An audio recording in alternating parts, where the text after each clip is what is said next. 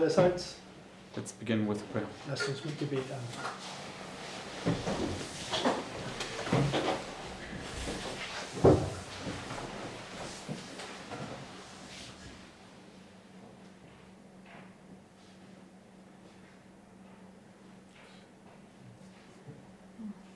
Lieber himmlischer Vater, Dear Heavenly Father, ich möchte dir danken, dass du uns hier wieder zusammenrufst, Herr, an diesem Abend. thank you that you've brought us again here together this evening. Bitte vergib uns, Herr, wo wir am Tag heute gefehlt haben, wo wir uns nicht an dich gewandt haben, die Dinge mit eigener Kraft versucht haben. Please forgive us today where we've fallen short and we've tried to do things in our own strength. Bitte erinnere uns, dass wir uns die Kraft bei dir holen, Herr. And please remind us, Lord, that we need to take our strength from you.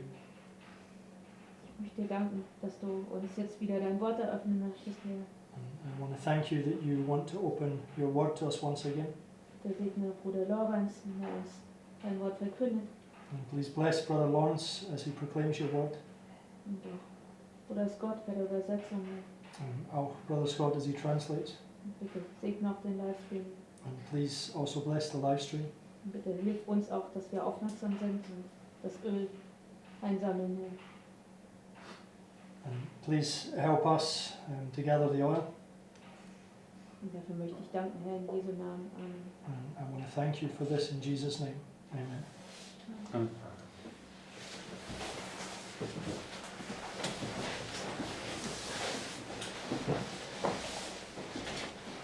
Okay. So I posted the notes in the livestream group, So, ich habe die Notizen in der Livestream-Gruppe gepostet. and I just want to continue with Daniel chapter 11. Und wir wollen fortsetzen mit Daniel 11. And I must admit that I don't really understand much about this chapter. Okay, Ich muss zugestehen, dass ich nicht allzu viel über diesen Kapitel verstehe. that is about the application for the end of the world. Okay, Was ich damit meine, ist die Anwendung von Daniel 11 über die Ende der Welt. and therefore I thought, instead of I mean, we can put in place those little few things we can understand already, and we already did so. Okay. Also wir können schon die Sachen, die wir bereits verstehen, auf ihrem richtigen Platz stellen. Das haben wir ja getan. But I also thought it would be good, if we all get reminded about the historical aspects of these verses, that we can then have them fresh in mind. When the Lord then gives us more light, we can maybe better understand the spiritual aspects as well. Aber ich dachte, es wäre auch gut, dass wir die historische Aspekt von diesen Versen wieder in Erinnerung gebracht bekommen, damit, wenn der Herr uns mehr Licht geben, dann haben wir ein besseres Verständnis, was das ist. Okay, so Wie wir das angehen. therefore I just want to go through with you through these verses here, step by step. Und deswegen möchte ich nur diesen Versen zusammen hindurchgehen, Schritt für Schritt. But obviously also not go too deep into all these things, because otherwise it would take very long. Und natürlich gehen wir nicht allzu tief in diesen Dinge hinein, das würde ja die Zeit nicht entsprechen. Okay, so Daniel 11, So Daniel 11.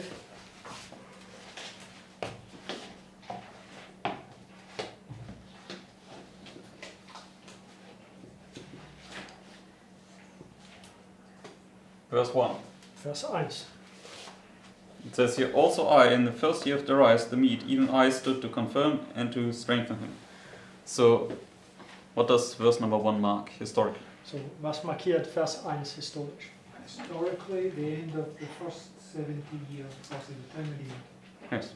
So, historisch ist es das Ende von den ersten 70 Jahre lang Periode. Das markiert Zeit des Endes. So, fall of Babylon, right? Das Fall von Babel. So, verse 1 marks fall of Babylon.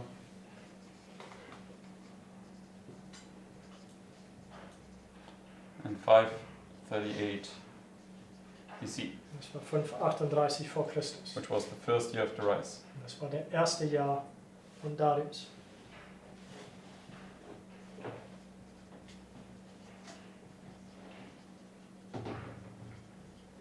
Okay. Then verse 2. Dann Vers 2. It says, And now will I show thee the truth. Behold, there shall stand up yet 3 kings in Persia, And the fourth shall be far richer than they all. And by his strength, through his riches, he shall stir up all against the realm of Grisha. Okay, so who were these kings in verse 2? So, Historical. wer waren diesen Könige in Vers 2 historisch gesehen? Cambyses. Yes, so the first is Cambyses. So der erste ist Cambyses.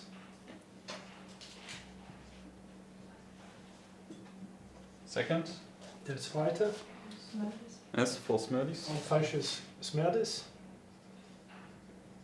Which words are you? Verse 2. Okay. The third, Und der dritte, yes. Darius, ist Darius. which was Ahasuerus, right, from Book of Esther. Ahasuerus aus dem Buch Esther. So, Bruxelles, how do you spell him? Ahas, A-S-E-U. Yeah, I thought Xerxes was Ahasuerus. Ah, yes, yes, yes. Ja, das, This is the rise of the second decree. das ist der Darius, der der zweite Dekret erließ.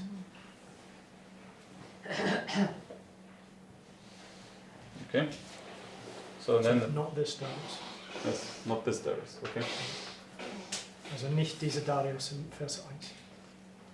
But I can't remember his stat. His steps, this. Yes. I need to look this up. Just Hystestespes. Staspes. Okay.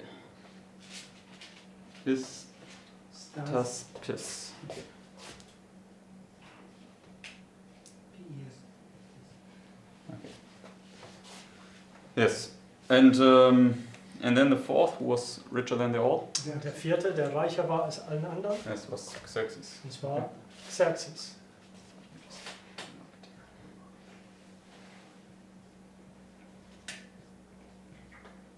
And this was Ahasuerus.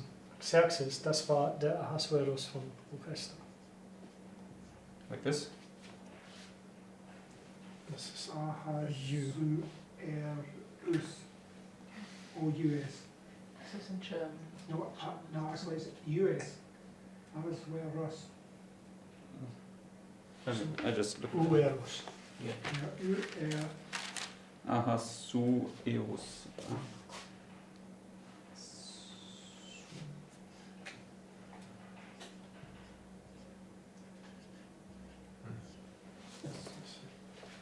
Okay.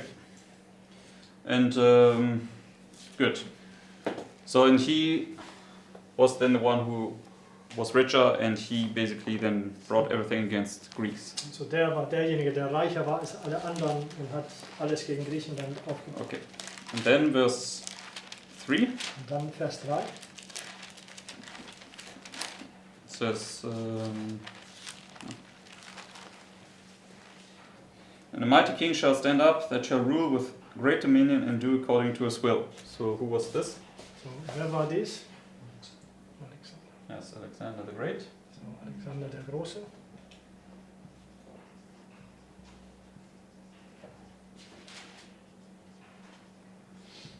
And then verse 4 Vers 4. says, and when he shall stand up in his kingdom shall be broken and shall be divided toward the four winds of heaven, and not to his posterity, nor according to his dominion which he ruled, for his kingdom shall be plucked up even for others beside those. Okay, so Alexander died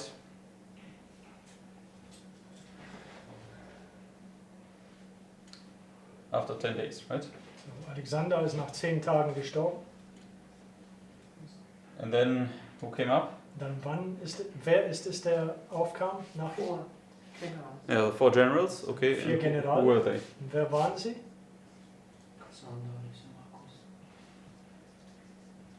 Yes. Okay, so that were Ptolemy.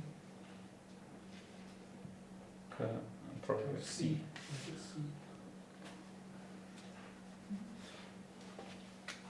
Double S. Sander? Cassander, Seleucus, Ptolemy, Seleucus, Ptolemy, Ptolemy. N-Y. I? I? No, O. Ptolemy. Ptolemy. Ptolemy. I? Okay. This is E-M-Y. Ptolemy. And Lysimachus or Lysimachus. L-Y.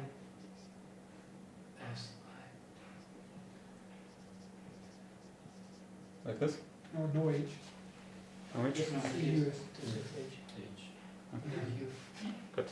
Yeah, that's got a U, but okay, maybe that's got an H. So, Okay. U am Ende anstelle von A. That's new. Ja, A ist es. Okay. So, good. And then verse 5. Und dann Vers 5.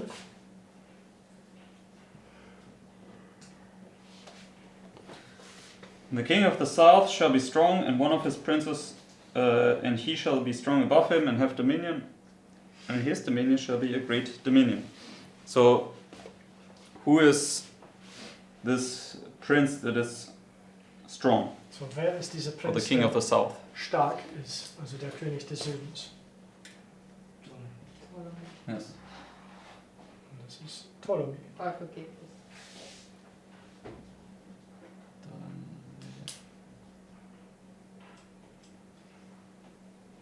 And strong.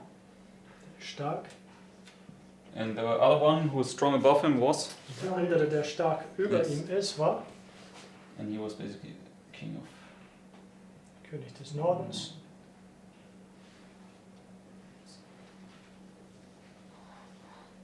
Seleucus. Stronger. Okay. And then verse 6. Das ist Vers 6. And in the end of years, they shall join themselves together, for the king's daughter of the south shall come to the king of the north to make an agreement. But she shall not retain the power of the arm, neither shall he stand nor his arm, but she shall be given up. And they that brought her, and he that begat her, and he that strengthened her in these times. Okay, so who was here the king of the north and the king of the south in verse 6? So, wer war hier König des Nordens und König des Südens im Vers 6? Antiochus Dios. Okay, so first let's make the south because we have first the author. Süden, Ptolemy. Ptolemy. Do you also know which one? No, I know that they changed, but Philadelphus. okay, I've got that as verse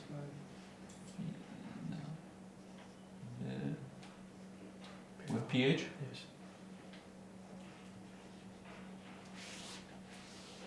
Okay, and does anybody know in verse 5 the Ptolemy? Same? Yes. Okay. Good. That's also Philadelphus.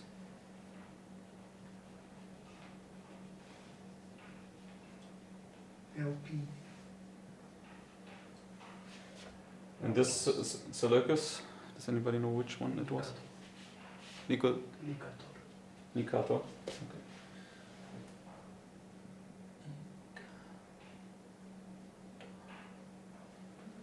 Okay, and the König des the Nordens. daughter was then Bernice, right? So, der Tochter war Bernice. Berenice. E. Berenice. Berenice. Not Bernice. Okay, and the north. Und König des Nordens. Antiochus Dios.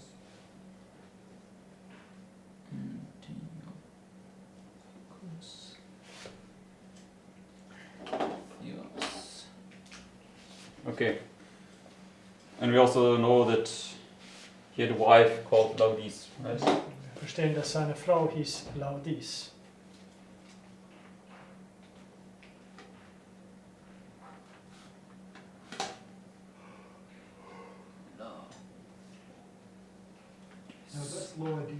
Yes. Laudis.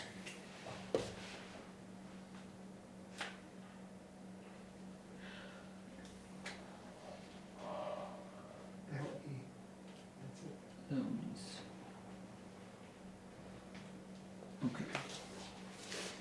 All right, and then verse. Okay, and maybe make a comment. So how would we comment on what went on here in verse 6? So, wie werden wir beschreiben, was hier im Vers 6 stattfand? Antiochus put away Laodice to marry Berenice. Okay. So, So- Antiochus hat seine Frau Laodice beiseite gelegt, um Bernice zu Frau zu nehmen. Let me make it like this.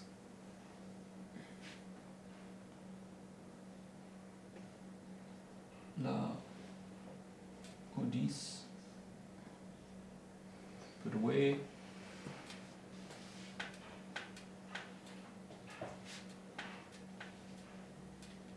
Paris, Berenice.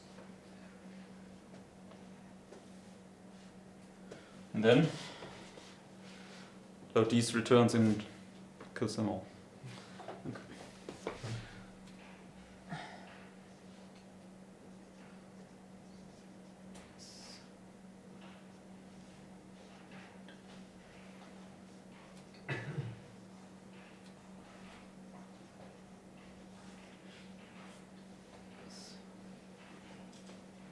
Both of them.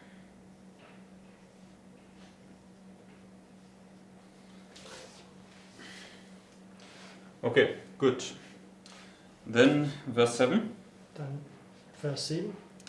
says, But out of a branch of her roots shall one stand up in his estate, which shall come with an army, and shall enter into the fortress of the king of the north, and shall deal against them, and shall prevail.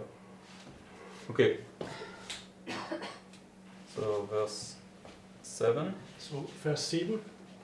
So who is this branch of her roots? So, wer ist dieser Zweig ihrer Wurzel? Yes, brother of Berenice, right? Das ist der Bruder von Berenice. Okay, so branch of her. Alright.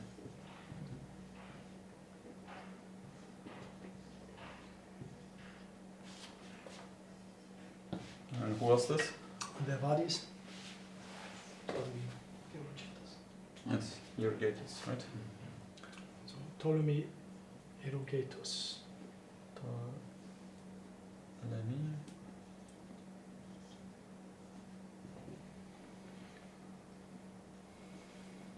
How do you spell this? Euergetes. Euergetes? Like this? EU? Yes, the other way. Okay. So we euer.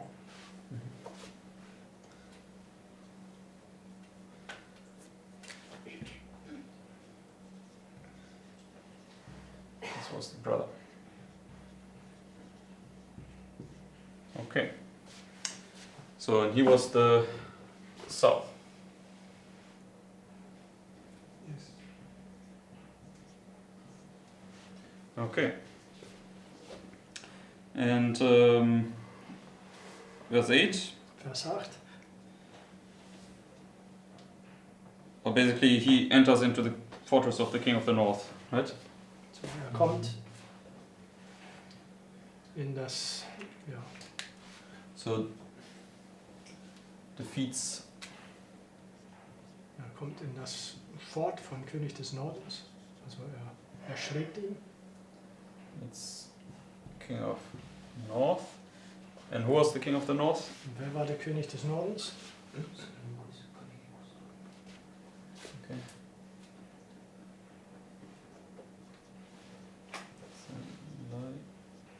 Lycus. How do you spell him? C-A.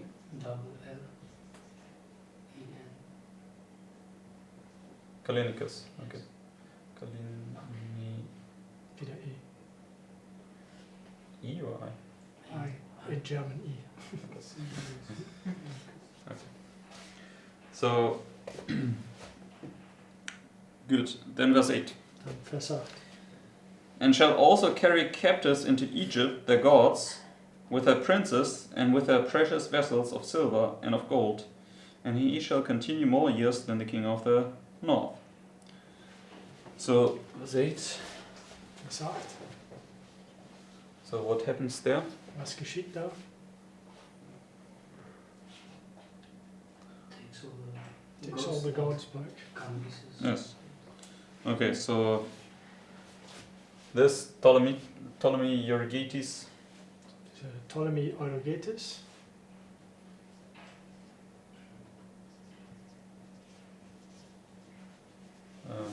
brings, They call him the benefactor or something. yes,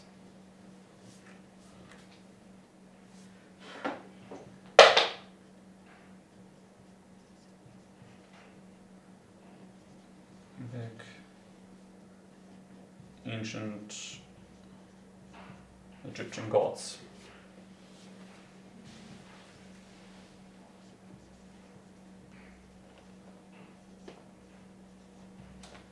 Okay. So from territory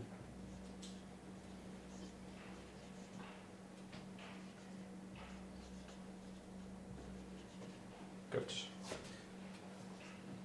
And then verse 9. Comes back to Egypt. So the king of the south shall come into his kingdom and shall return into his own land. Yes, so that's basically, let's make it like this. Then verse 10. Vers 10.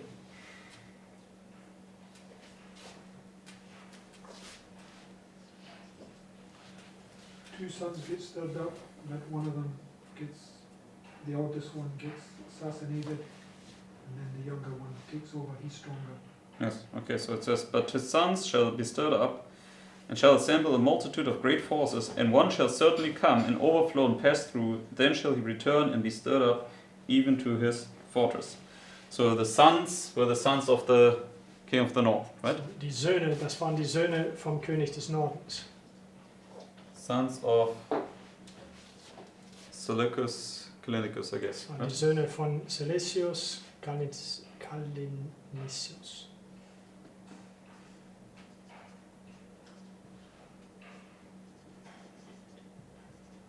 And who were they? Und wer waren das?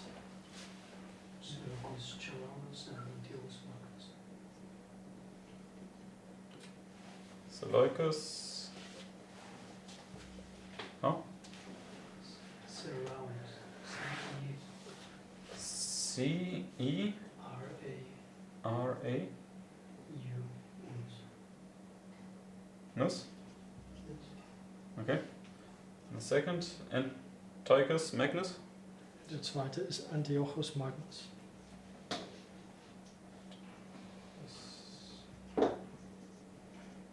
Magnus. The first was murdered. Yes. So, and this one was killed. Der erste war ermordet. Okay. And the second one, what did he do? Der zweite, was tat er? Because it says here, and one, that's the second one, shall certainly come and overflow and pass through. Then shall he return and be stirred up even to his fortress. So he took parts of the king of the south back. Also, er hat Teile des Königs des Südens, Königreich des Südens zurückerobert.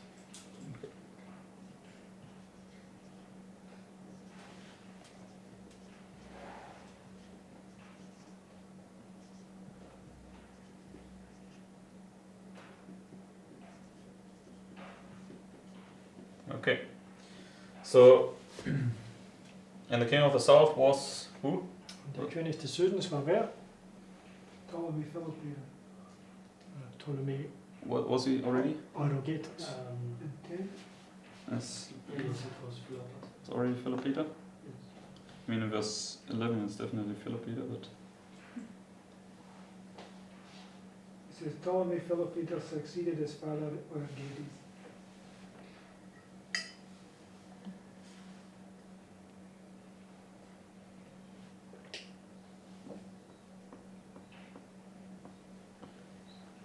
Mhm. Okay.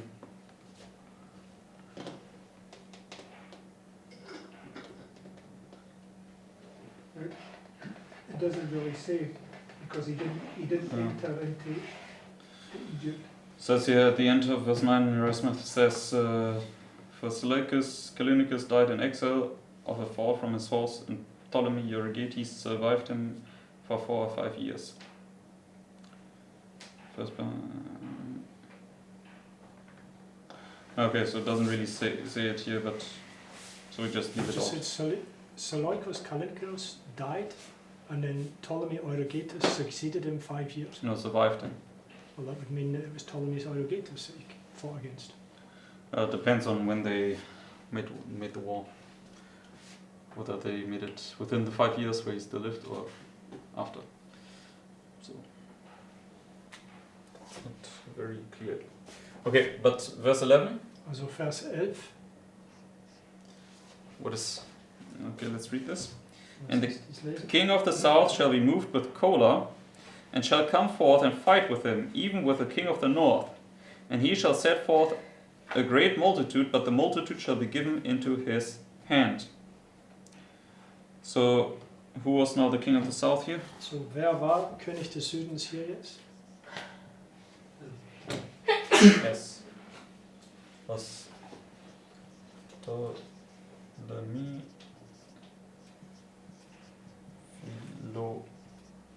Philopator.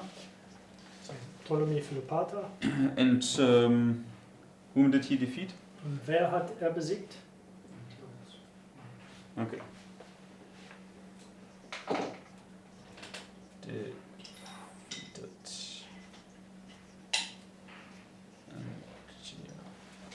It says in verse 12 that he came forth with a great army, but that his army was given into his hand. Yes. But the one who came with a great army was Antiochus Magnus. It says here, and he shall set forth a great multitude, but the multitude shall be given into his hand. So the north comes with a great multitude. But Okay, I see. okay, so and then verse 12. Vers 12.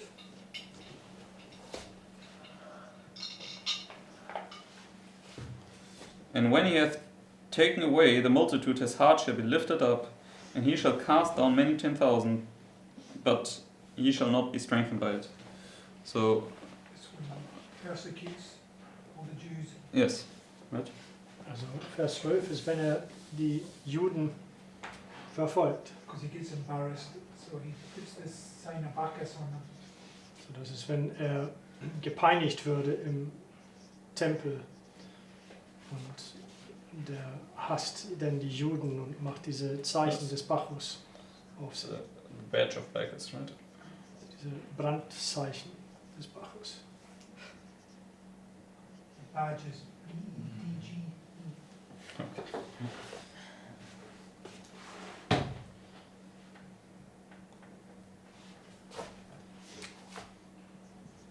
B-A-D-G-E. Okay, and Bacchus, what kind of god was he? Bacchus, Der Weingott. was war der für ein Gott? Also Gott des Weingott. Weins.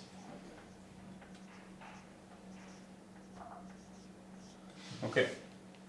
And yesterday we read about the story that the Lord delivered his people when they called upon him after 3 days, and the elephant then turned on the Egyptians. Gestern haben wir die Geschichte gelesen, wie Gottes Volk gebetet habe diese 3 Tage und dann diese Elefanten, die gegen sie stürmen sollte, sind gegen die ägyptische Volksmenge gestürmt stattdessen. Yes. Okay. And then they had again, because they were reduced to lowest rank, right? Weil sie waren zu den niedrigsten Rang in Ägypten reduziert worden.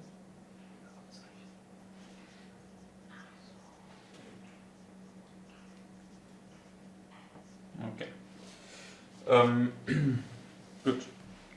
And then, they were restored again after this Sie to the waren first rank. wieder zum ersten Rang danach wieder eingestellt. But 3 years later, he again then killed Jews. Aber Right? 3 Jahre später fängt er wieder an, die Juden zu ermorden. This were these many 10,000s that were cast down. Das ist diese viele Zehntausende, die hier in Vers 12 zurückgetreten oder zurückgeworfen nach Okay. So now verworfen werden. you can go to your notes, So, jetzt gehen wir zu den Notizen. In den because Beichten. up till now it was just a recap. Denn bis jetzt, das war nur eine Wiederholung. But the next verse we also just want to summarize. Aber die nächsten Versen wollen wir nur zusammenfassen. But we also should obviously read their meaning first. Okay. Aber wir sollten natürlich ihre Bedeutung zuerst lesen. So let's read now the verses 13 to 14. So, wir lesen die Versen 13 bis 14. It says, For the king of the north shall return and shall set forth a multitude greater than the former, and shall certainly come after certain years with a great army and with much riches. And in those times there shall many stand up against the king of the south. Also the robbers of thy people shall exalt themselves to establish the vision, but they shall fall. Okay. So when you turn to your notes and go to page 8, So, wenn wir in die Notizen auf Seite 8 gehen, under the heading Continued. unter den Titel Fortgesetzt. This is now taken again from Uriah Smith's book. Und das ist wieder von dem Buch von Uriah Smith entnommen. Everybody here? Ist wieder da? So he begins quoting verse 13, So, er zitiert Vers 13 zuerst. and then he says, Und dann sagt er danach, The events predicted in this verse were to occur after certain years. The peace concluded between Ptolemy, Philopator, and Antiochus lasted 14 years. Meanwhile, Ptolemy died from intemperance and debauchery, and was succeeded by his son Ptolemy Epiphanes, a child then 4 or 5 years old. Antiochus, during the same time, having suppressed rebellion in his kingdom, and reduced and settled the eastern parts in their obedience, was at leisure for any enterprise when young Epiphanes came to the throne of Egypt. And thinking this too good an opportunity for enlarging his dominion to be let slip, he raised an immense army greater than the former, for he had collected many forces and acquired great riches in his eastern expedition, and set out against Egypt, expecting to have an easy victory over the infant king.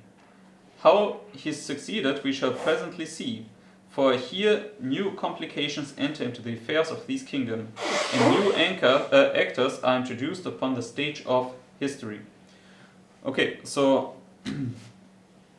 therefore, who is now the king of the north and who is the king of the south? so, wer ist König des Nordens und wer ist König des Südens?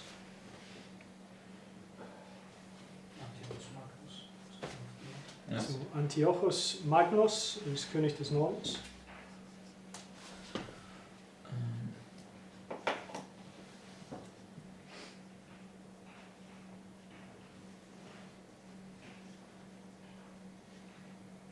And the south is Und im Süden Ptolemy Epiphanes, right? Ptolemy Epiphanes. And what was so special about him? He's only 5. Was war Yes. besonders über ihn? Der war nur 5 Jahre alt. So, therefore he wanted now take the opportunity to make an easy prey. So, deswegen König des Nordens wollte diese Gelegenheit zu seinem Gunsten ausnutzen.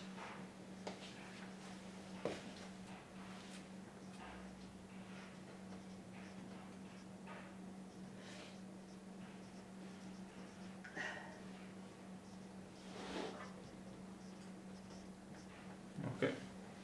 So, and then in verse 14, Und dann im Vers 14, we read about that many shall stand up against the king of the south. Also the robbers of thy people shall exalt themselves to establish the vision, but they shall fall.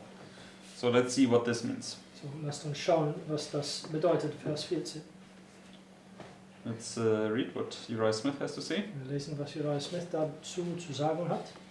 Antiochus was not the only one who rose up against the infant Ptolemy.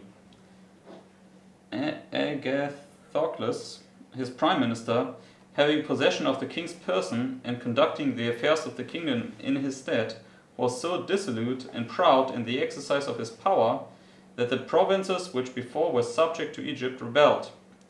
Egypt itself was disturbed by seditions, and the Alexandrians, rising up against Agathocles,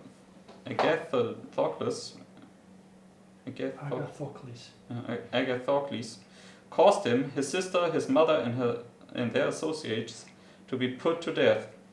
At the same time, Philip, king of Macedon, entered into a league with Antiochus to divide the dominions of Ptolemy between them, each proposing to take the parts which lay nearest and most convenient to him. Here was a rising up against the king of the south, sufficient to fulfill the prophecy and the very events beyond doubt which the prophecy intended. Okay, so verse 14.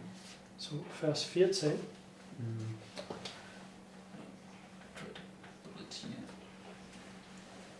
So, who were the ones? Many stand up against the king of the south. So wer waren diese vielen, die gegen den König des Südens aufgekommen sind?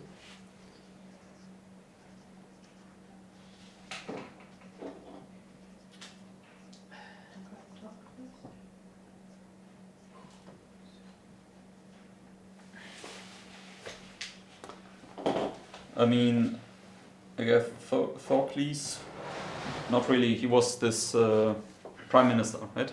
So Agathocles, der war dieser Premierminister an der 5-jährigen Königsstadt. But he didn't really rise up against the king of the south. Aber der hat sich nicht gegen den König des Südens aufgestellt. But he messed up, right? Aber er hat für viele Probleme intern in sein Land verursacht. So therefore many provinces then rebelled. So, Okay. deswegen viele Provinzen in Ägypten haben rebelliert gegen den Yes. Premierminister. Okay, so that is many provinces. So viele Provinzen.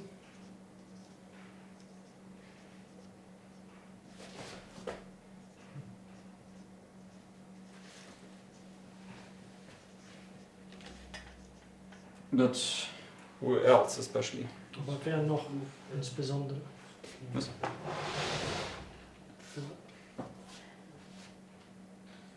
Yes, there was this league between Philip, king of Macedon, Es gab diese Bündnis zwischen Philipp, König von Mazedon,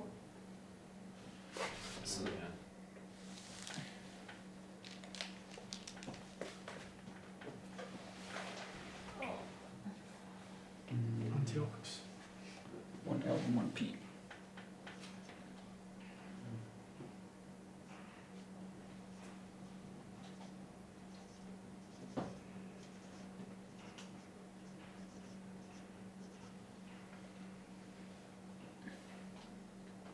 Plus Antiochus.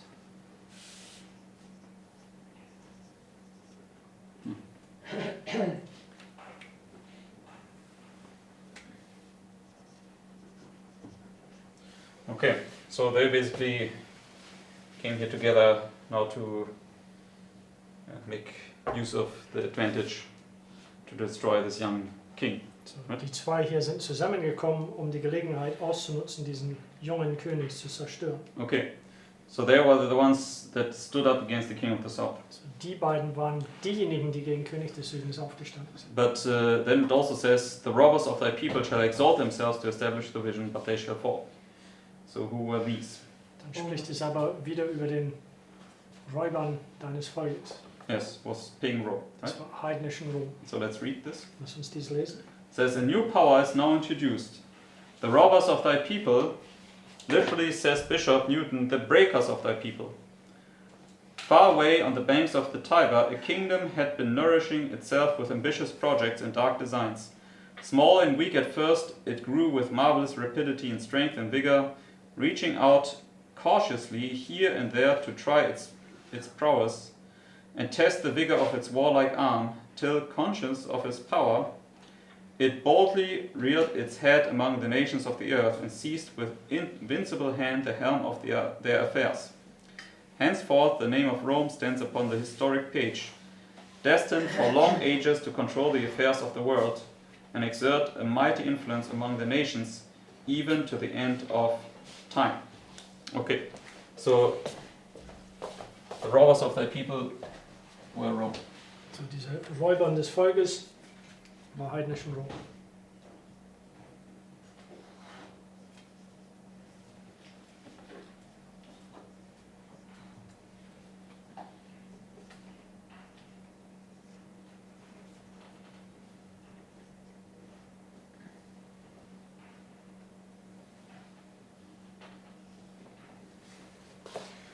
Okay, good. Now verse 15. Jetzt Vers 15. So the king of the north shall come and cast up a mount, and take the most fenced cities. And the arms of the south shall not withstand, neither his chosen people, neither shall there be any strength to withstand.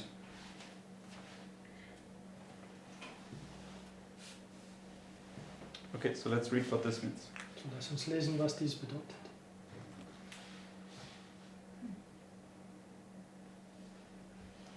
So jump down to where he quotes verse 15. So kommt hinab zu da, wo es Vers 15 zitiert. And then he says the following. Und dann sagt er danach das Folgendes. The tuition of the young king of Egypt was entrusted by the Roman Senate to M. Aemilius Lepidus, who appointed Aristomenes, an old and experienced minister of that court, his guardian. So basically what happened, we didn't read all the aspects, but when they made this alliance here, Philip and Antiochus, to basically overthrow Epiphanes. Also wir haben zwar nicht jeder Detail darüber gelesen, aber wenn die zwei sich zu einem Bündnis gemacht haben, um hier diesen jungen König zu überwerfen, so Ptolemy Epiphanes, Then the Romans intervened and basically made a check. die Against Römer sind da eingeschreitet und gesagt, nicht so. Okay, so they basically said, if you come and make war against him, we will not make war against you. Okay. Gesagt, wenn du Krieg gegen ihn machst, dann werden wir Krieg mit dir machen. And then they basically they backed off. Okay. Und da sind sie zurückgehalten. Okay. So, and this is what it says here now, that the Romans then appointed a tuition of Epiphanes.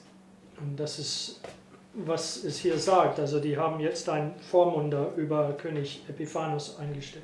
Okay. So he was in some sense under tutors and governors. Okay. In dem Sinne war unter Vormundern und Verwalter, Roman tutors and governors. römische Lehrern, Okay. Verwalter. So and it says here, his first act was to provide against the threatened invasion of the two confederate kings, Philip and Antiochus. To this end he dispatched Scopas, a famous general of Aetolia, then in the service of the Egyptians, into his native country to raise reinforcements of the army. Having equipped an army, he marched into Palestine and how you would you say?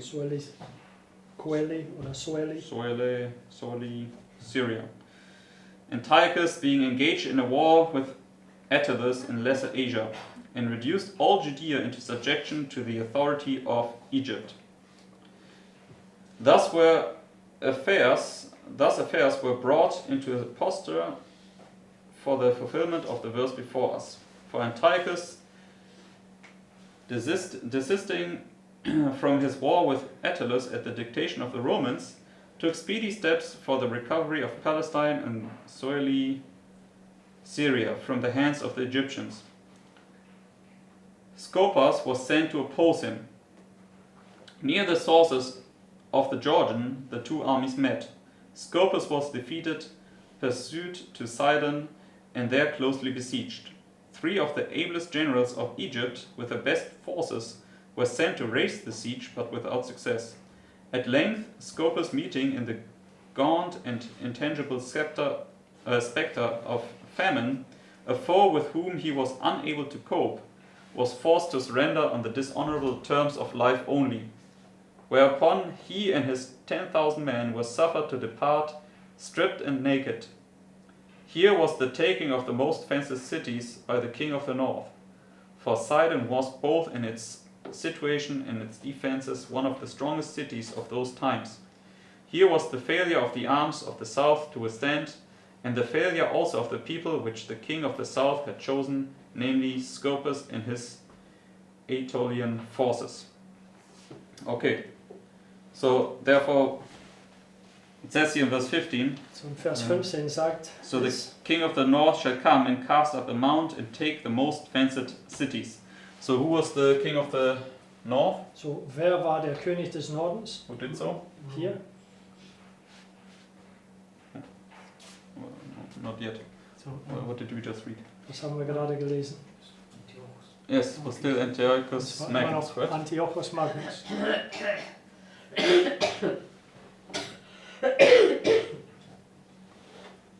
Magnus. And what was the most fenced city that he took? Und was war diese bemauerte Stadt, die er einnahm? Was named Sidon. Yes. Das war Sidon.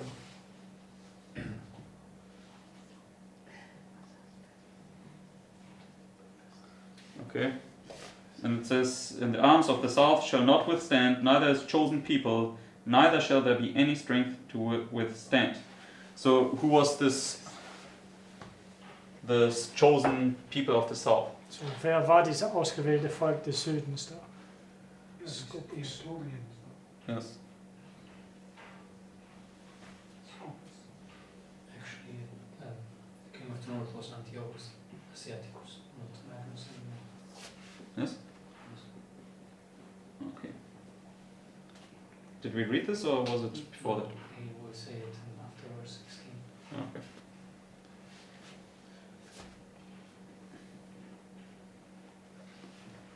You sure? Okay. Okay. Just see.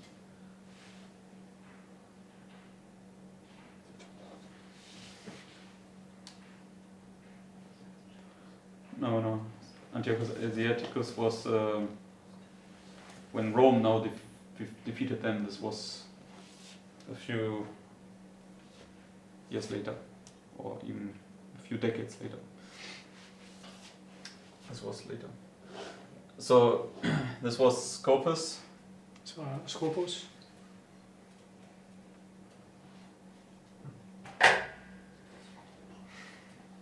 Scopas plus his people, plus his army. Plus seine Armee. Okay. And then verse 16. Dann Vers 16. Okay, because just to explain this to you, David, this thing here with Epiphanes, Und diese Sache hier mit Epiphanes, this was, I don't know exact date, but roughly 200 BC. das war ungefähr 200 vor Christus.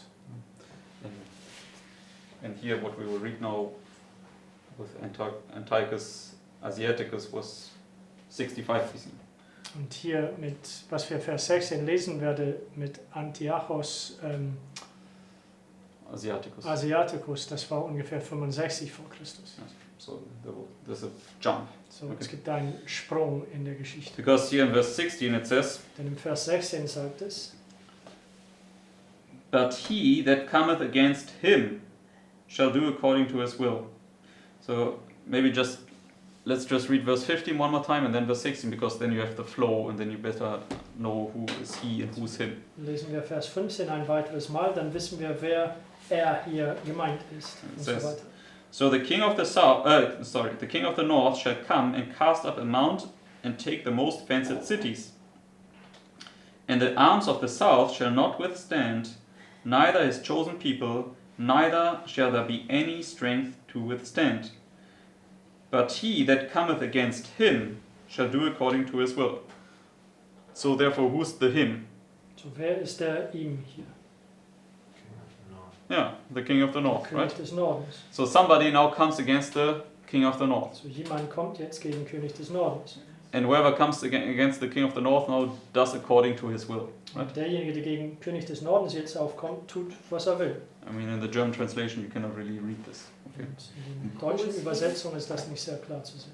Him is the king of the north, Das ist der König des Nordens. and this is Antiochus Asiaticus, as we'll Das see. ist Antiochos Asiaticus, wie wir sehen werden. Okay, so the he Also das er oder das ihm. and the him. Achso, das er und das ihm. So him is king of the north, Also das ihm ist König des Nordens. Das ist Antiochos Asiaticus. yes, and we see the he is Rome. Und das er ist Rom. So let's read this here. It says, although Egypt could not stand before Antiochus, the king of the north, Antiochus could not stand before the Romans, who now came against him. No kingdoms were longer able to resist this rising power. Syria was conquered and added to the Roman Empire when Pompey, BC 65, deprived Antiochus Asiaticus of his possessions and reduced Syria to a Roman province. Okay, so Rome was already stronger back here, but especially when they now took Syria as a province. So, Okay. Rom war bereits stark hier in Vers 15, aber hier erst recht, als sie diese Provinz eingenommen haben von Syrien. Yeah, they were already stronger here. Also sie waren bereits hier stärker. But they basically then took Syria as a province in 65 BC. Aber 65 vor Christus haben sie Syrien als eine Provinz eingenommen.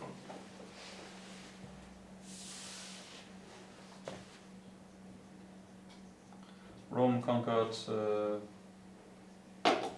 Syria. In Vers 16. Mhm.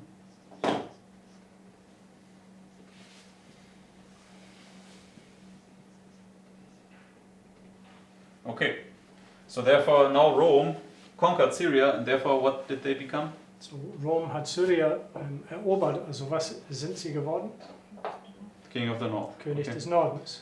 So, and from verse 16 forward, now Rome is mentioned all the time. Und Okay. von Vers 16 und vorwärts ist Rom die ganze Zeit erwähnt als König des Nordens. And this is what we will continue with tomorrow.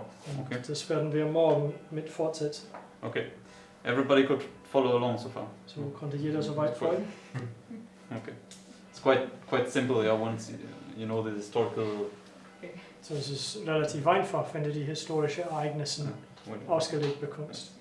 just go read the book, and it's then be very easy. Okay, So, das Buch Daniel und der Offenbarung lesen und es ist relativ einfach. but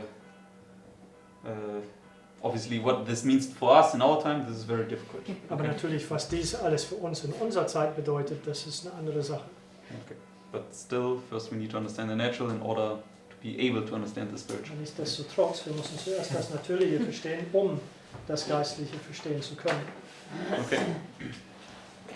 And since it's so broad, so much history in this one chapter, we need to go over and over again the historical fulfillment to always keep it fresh in our minds. Weil es so vielfältig ist, also so viele Geschichte in diesem einen Kapitel, wir müssen das wieder und wieder durchkauen, dass es eben frisch in unserem Verstand bleibt. So, has anybody any question left? Hat jemand Fragen? You Christian? No, just verse 16 and verse 3 is like the same words. Verse 16, verse 3? Verse 3, yeah. And it does. According to his will. Yes, yes, yes. So Vers 16 und Vers 3 sind ähnlich, dass er tut, was er will. Yes, Alexander did according to his will, Also and Alexander hat gemacht, was er will. Rome did according Und to his hier will. Rom Yes. tut, was er will. Okay, then let's close for this evening. Und lasst uns für heute Abend Schluss machen.